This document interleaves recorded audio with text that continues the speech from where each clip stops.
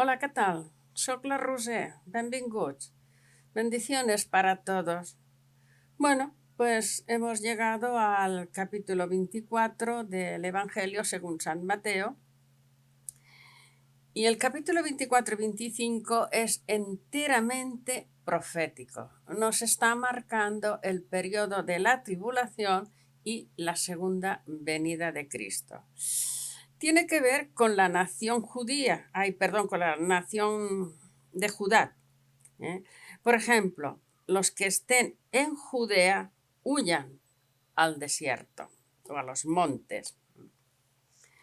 Este discurso lo dio Cristo en el Monte de los Olivos debido a 3 preguntas que le hicieron. Son 4 de sus discípulos que le preguntaron: dinos cuándo serán estas cosas, qué señal habrá de cuando todo esto acontezca y qué señales habrá de tu venida. Para hablar de las profecías, pues hemos de tener un mínimo de conocimiento, porque a veces hay profecías que pasan desapercibidas, que no nos damos ni cuenta.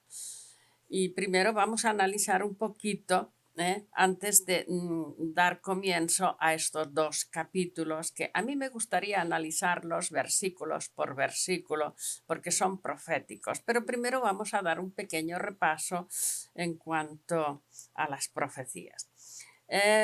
Cristo dijo en Juan capítulo 10 y en el verso 16, dijo: también tengo otras ovejas que no son de este redil.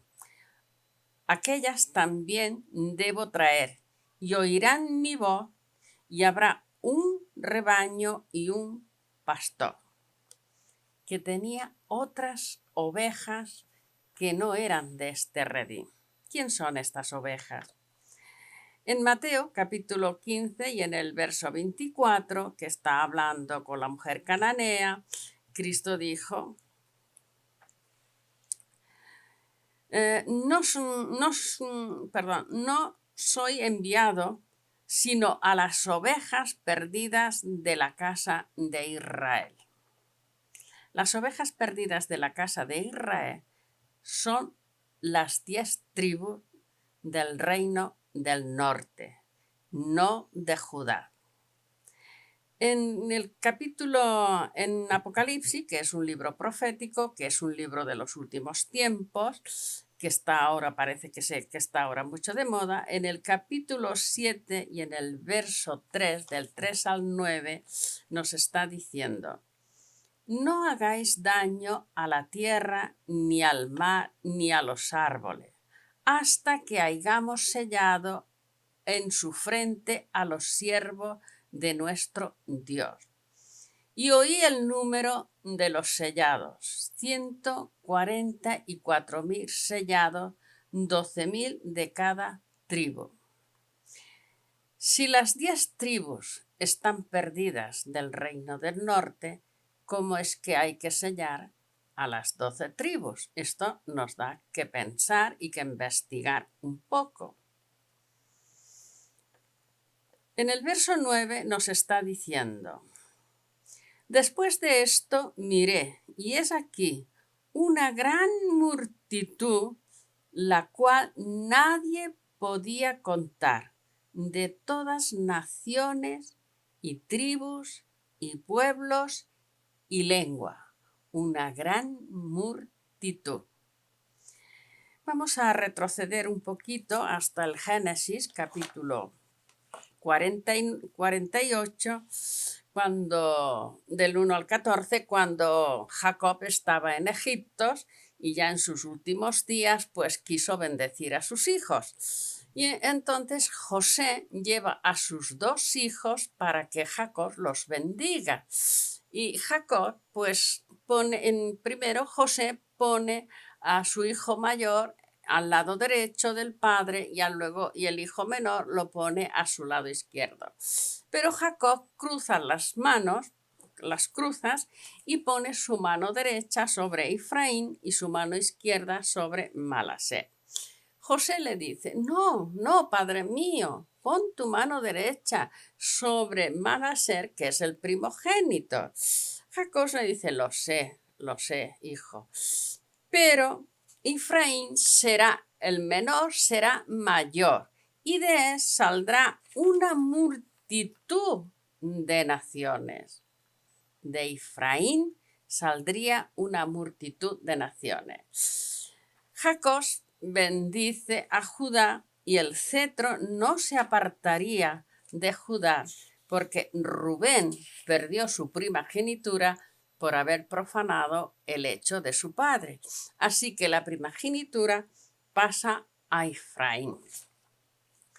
Con la muerte de Salomón sabemos que quedaron divididos los reinos. Dios le entrega a Jeroboam 10 tribus y a Roboam 2 tribus. Roboam era el hijo de Salomón y Jeroboam venía de Efraín, era de la tribu de Efraín. No voy a entrar en detalles porque estaríamos muchísimo tiempo, así un poquito por encima, ¿no? Haremos así un poquito de encima.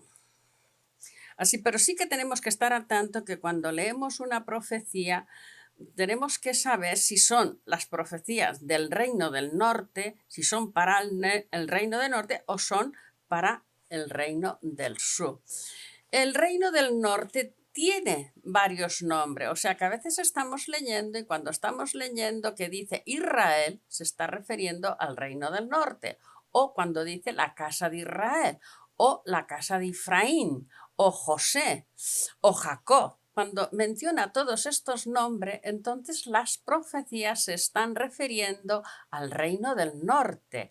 Y cuando está hablando el reino de Judá, el reino del sur, o de Jerusalén o de Sión, se está refiriendo al reino del sur. El reino del sur se quedó con Judá y Benjamín, que forman el reino del sur, y las 10 tribus se quedaron con el reino del norte. Cuando tenían que bajar de las 10 tribus a las fiestas solemnes que solían hacer en el templo, pues Jeroboam temía que apoyaran al reino del sur y que después a él lo mataran. Así que, ¿qué hace? Pues que cierra las fronteras, pone allí soldados y cierra las fronteras para no dejar pasar a nadie. A más levantó 2 templos y puso cada uno de ellos en un extremo de sus límites. Los levitas que quedaron entre las 10 tribus, pues Jeroboam le pide que ejerzan los sacrificios y el oficio de sacerdote, cosa que ellos se negaron a hacerlo y a más se fueron al reino de Judá. ¿Qué hace Jeroboam? Pues que coge personas entre las 10 tribus y los nombra sacerdotes. Esto fue algo desagradable a la vista de Dios. Por supuesto que Jehová esto no lo podía permitir. Entonces Dios le levanta profetas para advertirlo de lo que estaban haciendo, que se tenían que arrepentir, que era algo que les iba a traer castigos, y hay muchas profecías, y le levanta pues como Elías, Eliseo, Amós, Osea, aunque Osea también profetiza algunas profecías para el reino de Judá. Como no hacen caso, y después de tantas advertencias que Dios le está dando, pues decide de exterminar y acabar con este reino. Porque además la monarquía, si uno era malo, el otro era peor, y el otro es como el rey Acán, que se casó con Jezabel, que introdujo la idolatría a Balaam. Y además el rey Acán tuvo 400 profetas a su servicio. Bueno, profetas que ellos lo eligieron, pero profetas de Dios me parece a mí que no había ninguno. Así que Dios, ¿qué hace? Levanta a los asirios para castigar a este reino del norte. ¿Y qué ocurre? Que los asirios lo que hacen, bueno, se los llevan y los reparten por muchas ciudades, por muchos pueblos, y los que quedaron traen gente de otros pueblos, los llevan al reino del norte, los que quedaron, y le obligaron a que se casara y que de ahí salen los samaritanos, y para que perdieran su identidad. Así que nadie sabe, hasta llega un momento que ya no se sabe quién son los hijos de las 10 tribus, porque ellos mismos están entre los gentiles y han perdido su identidad y no lo saben. Estos ni ellos mismos saben que son israelitas. Son las 10 tribus perdidas de la casa de Israel. No todas las profecías fueron malas, no todas las profecías fueron de castigo, de que se arrepintieran. Hay profecías también de aliento, de consuelo, de esperanza. Pero hemos de tener en cuenta que estas ovejas perdidas de la casa de Israel están entre los gentiles y ellos se creen que son gentiles y viven como los gentiles, pero cuando Dios llaman, oyen su voz y hay algo en su interior que los lleva hacia la palabra de Dios, que les atrae, y no hay nada quien lo resista. También tenemos unas profecías, hemos de estar al tanto cuando las profecías son del reino del norte, cuando son del reino del sur, también hay profecías sobre las naciones. Y hay profecías que menciona a los dos reinos. Y esto lo podemos ver, por ejemplo, en Joel, capítulo 3, verso 1, que está diciendo, porque es aquí, en aquellos días y en aquel tiempo en que haré volver a la cautividad de Jerusalén. Estos son los que son perdidos entre las 10 tribus. No, perdón, estos son los que están repartidos, digamos, los del sur, fueron a Babilonia, pero ellos nunca perdieron su identidad. En el año 70, pues también fueron repartidos. Años más tarde volvieron los romanos, acabaron de destruir lo poco que quedaba del templo y también mataron a muchísimos, pero ellos nunca perdieron su identidad. Inclusive cuando estuvieron aquí en España, cuando los reyes católicos que dijeron, bueno, os hacéis cristianos, os matamos, os marcháis, bueno, ocurrió de las tres cosas. Y los que se convirtieron al cristianismo, pero de apariencias, porque ellos en sus casas practicaban el judaísmo y nunca perdieron su identidad. Estos son los que están regresando hoy día a Israel. Pero las 10 tribus están repartidas entre todas las naciones, porque es una multitud de naciones que nadie puede contar, como se le dijo a Abraham, que nadie sería como la arena del mar, que nadie podría contarlo. Estos oyen su voz, la voz del pastor, y le siguen.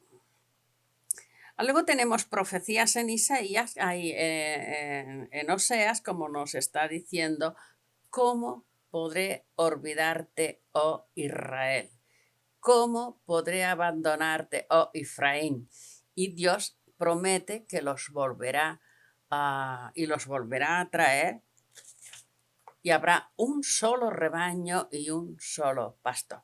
Bueno, ha sido así un poquito muy rápido, no me he querido entretener en detalles porque el tiempo se va y es muy interesante que esto lo tengamos en cuenta antes de empezar las profecías del capítulo 24 y 25 de Mateo. Gracias por vuestra atención y hasta pronto. Chao, que el Señor os bendiga grandemente.